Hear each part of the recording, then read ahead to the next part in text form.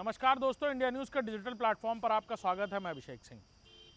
पहलगांव में हुए आतंकी कायराना हमले के बाद भारत के ऑपरेशन सिंदूर ने जहां दुश्मन के हौसले पस्त कर दिए, पाकिस्तान के एयर से लेकर लैंड डिफेंस सिस्टम को न सिर्फ चुनौती दे दी गई, बल्कि ये भी पूरी दुनिया के सामने साबित हो गया कि कैसे भारत का डिफेंस सिस्टम, उसकी मारक क्षमता और उसकी बचाव की तकनीक दुनिया भर के देशों से, उनकी सोच से कई गुना आगे है।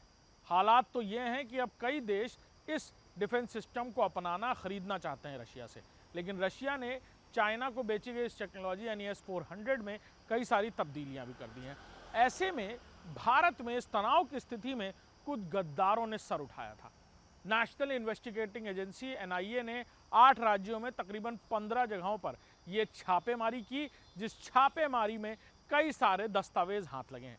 बीते दिनों यूपी ATS की तरफ से भी उत्तर प्रदेश में कई जगह ये गिरफ्तारियों के दौर देखने को मिले थे।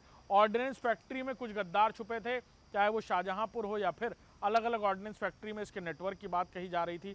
इनकी गिरफ्तारी के बाद ये पता चला कि कैसे पाकिस्तान की खुफिया एजेंसी NIA, ISI किस तरह से ये जासूसी का नेटवर्क इकट्ठा कर रही है। नेशनल इन्वेस्टिगेशन एजेंसी यानी NIA की तरफ से इन जासूसी नेटवर्क का पर्दाफाश करने के लिए देश भर के 8 अलग अलग राज्यों में 15 ठिकानों पर यह छापेमारी की गई, जहां से कुछ दस्तावेज भी हाथ लगे हैं। कुछ लोगों के बारे में भी जानकारी मिली है, कुछ लोगों को डिटेन्ड भी किया गया है जो इस जासूसी नेटवर्क का हिस्सा थे और पाकिस्तान की खुफिया एजेंसी ISI के लिए देश की वाइटल इंफॉर्मेशन, डिफेंस एस्टैब्लिशमेंट से जुड़ी हुई इंफॉर्मेशन इस तनाव की स्थिति के दौरान पाकिस्तान को दे रहे थे।